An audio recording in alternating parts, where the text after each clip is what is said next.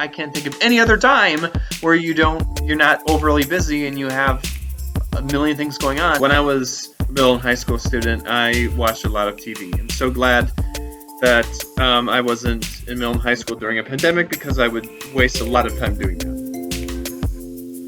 So today we are going to talk about boredom. I'm sure that's going around a lot with you guys right now, being stuck at home and having school at home and really only having a few hours to do school. So I think it's important that we talk about it.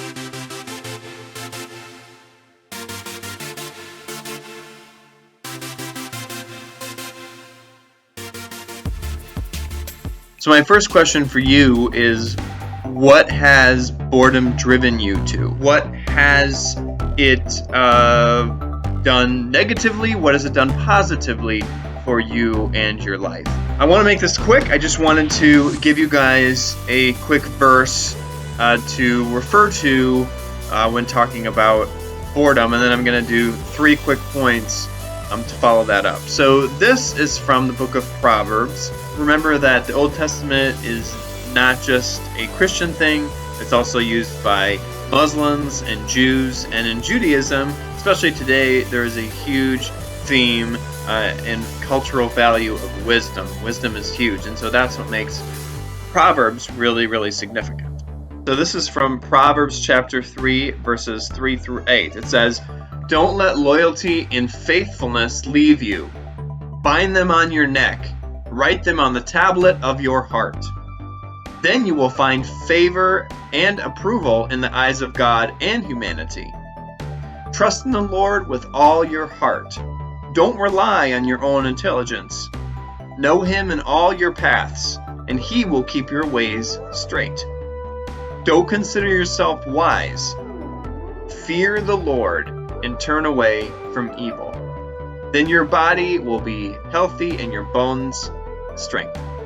That's the word of the Lord. There are 3 main points that I want to highlight from this passage in the Proverbs that relates to us as teenagers stuck inside during a pandemic. Number 1, you are still a student, so make sure you act like it. Now this comes from the very first verse in the passage, which says, "Don't let loyalty and faithfulness leave you." Now one of the main identifying factors of you in your life is that you are a student, and that remains true even when we don't have a physical middle or high school building to meet in, and even when you are basically talking to your teachers through email or Google Classroom. And it's also true when you don't have grades, but it's pass-fail, because I know that a lot of you have moved to that. Because you are still a student, you should own up to that and have loyalty and faithfulness to yourself and to your teachers and to your family, because this is a huge moment in your life. Education is very important, and you should take it seriously.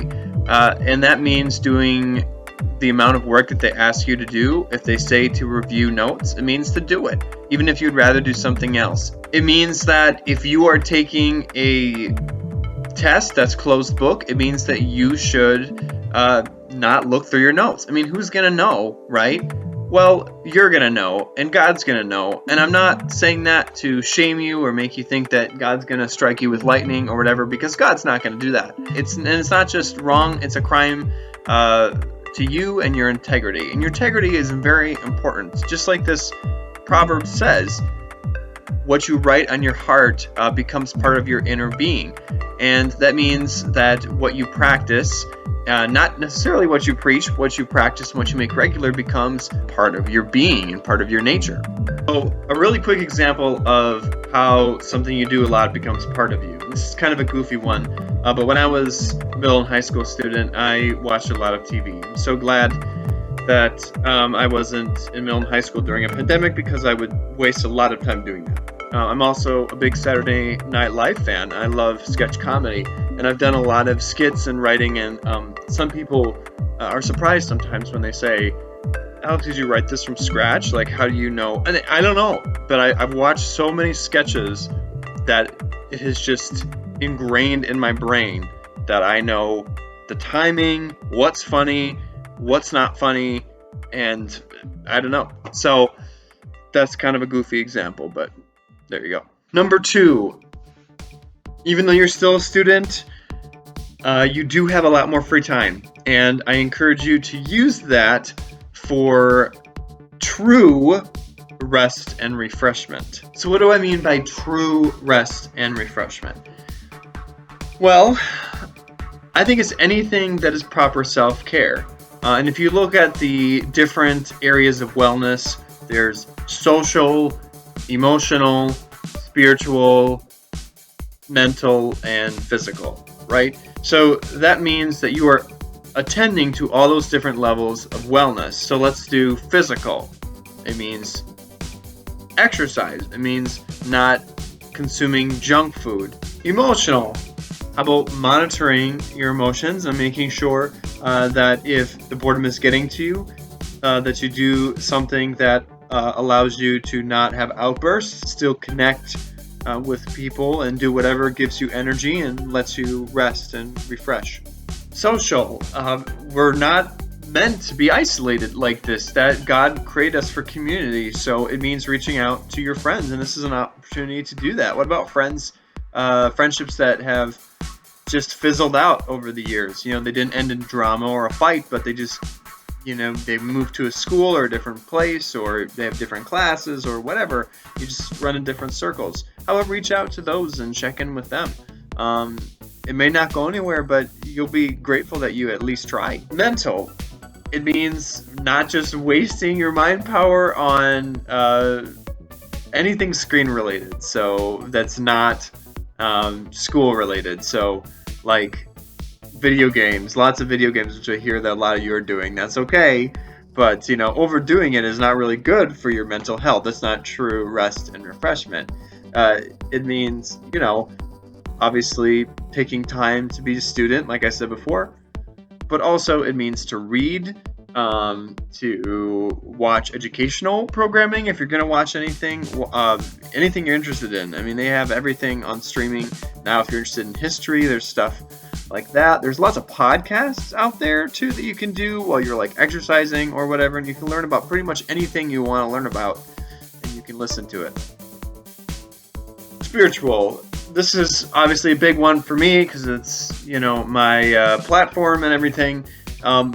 But it is important. Spirituality is a very important part of our lives, and atheists even agree with that, because there is a part of us about us connecting with something that is not ourselves and not other people. That's important as a Christian to be looking to God, as this proverb says, that we should be looking to God and not relying on our own intelligence. So how are we going to know what God wants? Well, when I was a high school student, I just thought, you know, what God said matched up with what society said was okay.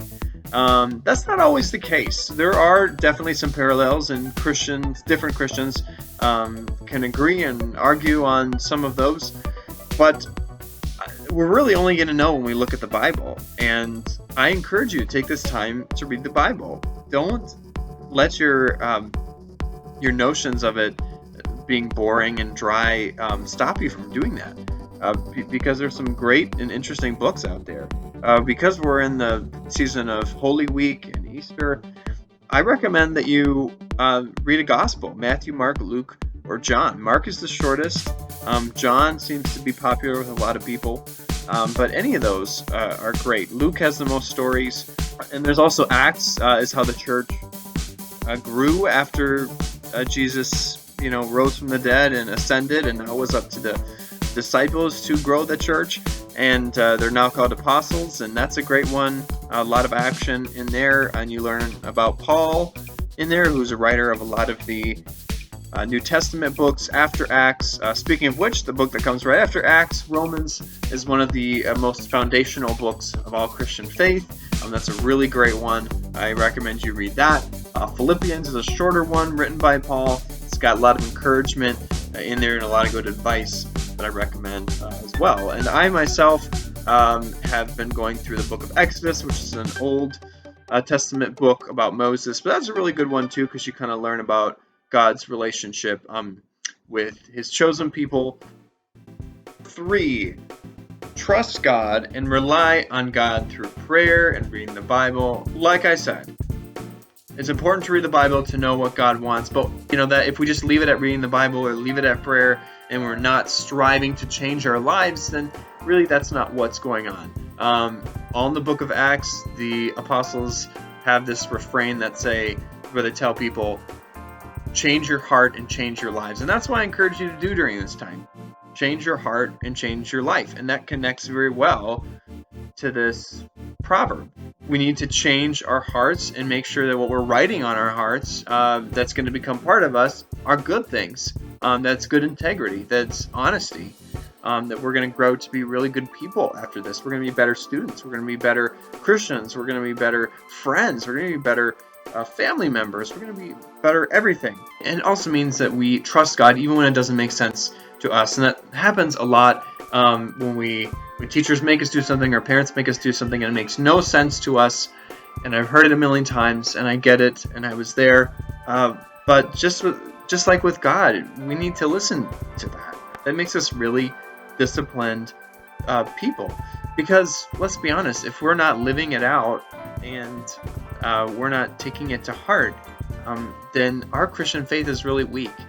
And I've been in that place many times, and I even ebb and flow even now as a pastor. So I've been there and don't feel ashamed. But this is a great time. I can't think of any other time where you're not overly busy and you have a million things going on, that you can make God a priority in your life. And I encourage you to do it.